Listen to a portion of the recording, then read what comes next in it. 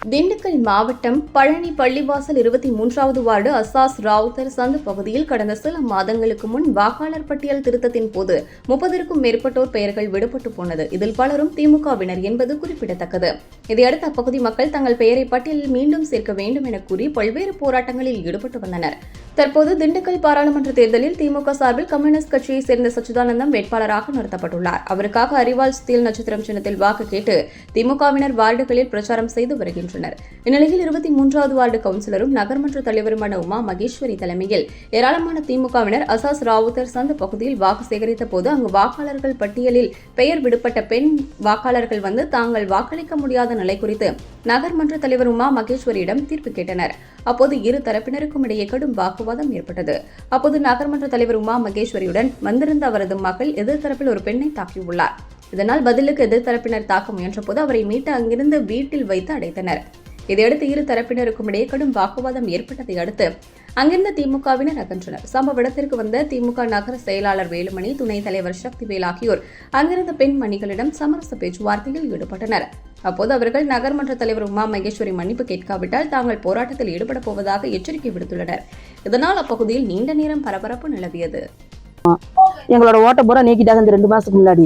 இப்ப வந்து ஓட்டு கேட்க வந்தாங்க. எல்லா ஓட்டையும் நீக்கிட்டீங்க, எதுக்காக திருப்பி எங்க சேர்மனுக்கு உமா மேஸ்வரி அவங்க கூட சேர்ந்தவங்க சக்கீலா, பேபி, பாப்பாத்திங்கிறவங்க எல்லாம் வந்து ஓட்டு கேட்க வந்தாங்க. கேட்க வந்ததுல அப்படித்தே எல்லாம் ஓட்டை நீக்கிட்டாங்க. அப்படித்தே வருவான்னு சொல்லி தாஜுதீன் சொல்லவும் காட்டி அங்க போய் நின்றுட்டு அந்த தாஜுதீனை வாயில அசிங்கமா கெட்ட வார்த்தையா பேசிட்டு போனாங்க. இப்ப நாங்க போய் வீட்டுல போய் கேட்கலாம் அப்படின்னு போறப்ப நாங்க அதெல்லாம் சொல்லவே இல்லை. வீடியோக்காரவங்க வந்து அதை பாத்துக்கிட்டாங்க. பார்த்ததுமே எங்களையெல்லாம் ஒண்ணும் நாங்களும் அதெல்லாம் சொல்லவே இல்லை அப்படின்னு சொல்லி இது உமா மகேஸ்வரி மக வந்து உள்ள போய் கேட்க போக உமா மகேஸ்வரி மகளை வந்து அடிக்க வருது. உமா மகேஸ்வரி வந்து எங்க பிள்ளைய அடிச்சாங்க. அப்புறம் அடிச்சு கவுன்சிலர் பக்கத்து வீட்டுல அந்த பிள்ளை சைலாங்கிற பிள்ளை உள்ள போட்டு கதவை சாத்தி வச்சுக்கிட்டாங்க.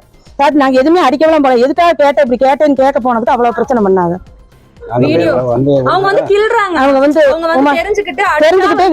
வீடியோல விழுந்து இந்த பிள்ளை வயித்தை பிடிச்சு கிள்ளி விடுறாங்க. எதுக்கு அடிக்கிறீங்க, அப்புறம் நான் எதுக்கு கிள்றீங்க, நான் அடிச்சிருவேன்னு சொல்லவும் என்ன பண்ணிட்டாங்க, அவங்க மக வேமா விழுந்து வந்து அரைஞ்சிட்டாங்க. எல்லா வீடியோலயும் அதுவும் இருக்கும்.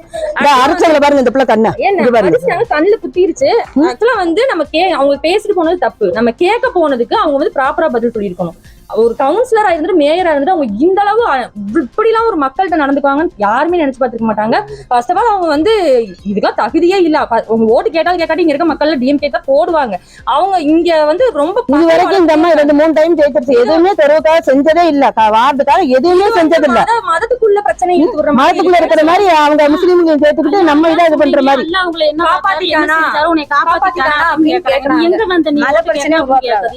பிரச்சனையே மத உரிமை பிரச்சனை இதெல்லாம் எதுக்கு இவங்க கொண்டு வரணும்? அல்லாஹ்தான் பேசுறோம்னா நீங்க யார்ட்ட ஓட்டு கேக்குறீங்க? ஒரு ஆட்சியாளரா இருந்துட்டு இந்த மாதிரி பண்ணலாமா? முதல்ல இந்த மாதிரி பதவியில உட்கார வச்சது யாரு? ஃபர்ஸ்ட் அவங்க அடிச்சது தப்பு. நாங்க எல்லாரும் ரெண்டு பேருமே அவங்களும் அடிக்கிறாங்க. உமா மகேஸ்வரி அடிச்சாங்க, அவங்க மகளும் அடிச்சாங்க.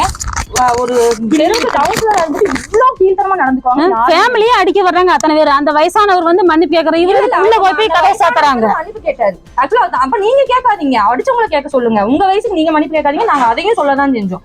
இவ்வளவு போடாம வந்து கால்ல வந்து விழுகுது.